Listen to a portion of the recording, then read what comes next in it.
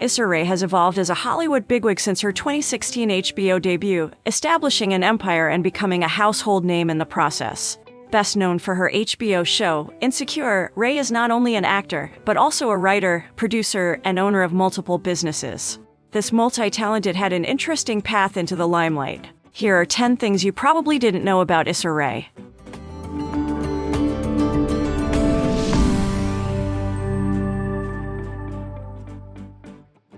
She got famous on YouTube.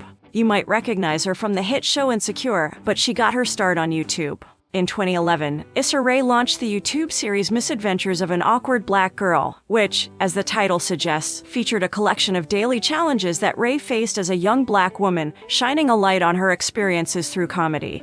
Her authentic voice and character got her some Hollywood recognition, which almost launched a Shonda Rhimes show that ultimately didn't get pushed past a pilot. All well that ends well, HBO picked up her talent and story by giving her the opportunity to take her YouTube series and develop it into a hit show. The YouTube series was transformed into Insecure, which ran for 5 seasons. She went to Stanford University. Born in Los Angeles, California, Rae studied African American Studies at Stanford University and graduated in 2007. During her college years, she dug into her creative side and made music videos, wrote and directed plays, and created a mock reality series called Dorm Diaries. It's also where she met actress Tracy Oliver, who later helped her produce Awkward Black Girl. She considered becoming a lawyer. Rae considered attending law school shortly after graduating from college. However, she had always known that a career in the arts was her calling. She told people, "To a degree, I always knew this was what I wanted to do at a young age. Even when I was thinking about being a lawyer, I was like, maybe I can write super creative testimonies and act it out. I wanted to incorporate those things in whatever profession I took on." She started writing early. Issa Rae seemed to have understood her fate from a young age, devoting her life to writing and the arts. At age 11, she wrote her first spec script for the comedy Cosby, based on an old Moshe script she had won at a live taping. Soon after, she wrote a script for a new sitcom called Ronnie and sent it to NBC. She told Rolling Stone, "I got those rejection letters fairly quickly." A few years later, she wrote a script and submitted it to the ABC Writers Program, though she was ultimately unsuccessful due to the amount of profanity in her script.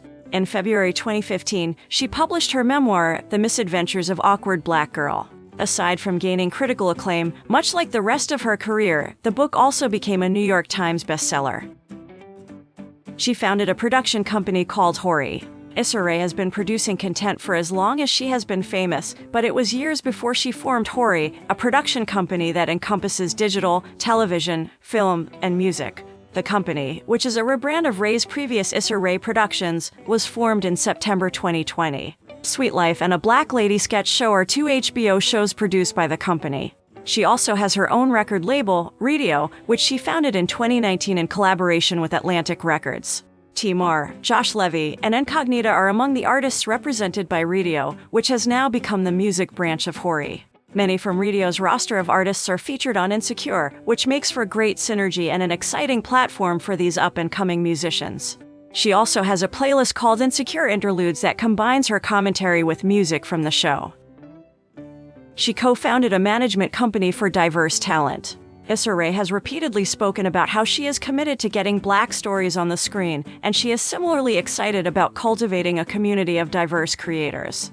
In 2014, Rae and Dennis Davis co-founded the management company Color Creative, which is focused on growing opportunities for women and minority talent in Hollywood. According to Variety, one of Rae's protégés, Cyrita Singleton, came to work for her through Color Creative and is now the showrunner and executive producer of the upcoming series Rap Shit. Rae told Refinery29 that she invents spaces for people of color to be creative because she does not feel she had those spaces back when she was a young talent. She has her own podcast. Rae has been on several podcasts, including The Read, Another Round, and The Breakfast Club. But you might be surprised to learn that she has her own podcast. Juicy is a podcast series authored by Issa Rae that is available on podcast hosting services. It is a fictionalized story about a professional football player named X who is searching for himself, and the show addresses numerous issues of hypermasculinity and sexuality. It's like listening to a memoir, soap opera, and radio show all rolled into one. She owns a coffee shop. As if her work ethic wasn't already impressive enough, she is also a proud business owner. In 2019, she partnered with Hilltop Coffee and Kitchen and is the proud co-owner of the new Inglewood location. The cafe is located in South LA, where the actress has her roots. With this shop, as New One reports, the prolific writer wants to create both jobs and a safe space for the community that cultivates innovation, creativity, and collaboration. She is a voice option on Google Assistant. If you love her voice, you can get even more of it thanks to Google Assistant. In October of 2019, Google announced that Issa Rae would be the second celebrity to lend her voice to the technology. She had to record over 40 hours of random phrases in order for the software to replicate her speech. Users can access her voice simply by saying, "Hey Google, talk like Issa." It's that easy. Let Rae assist you in all your various day-to-day adventures. She sticks to a routine, which starts at 4 a.m.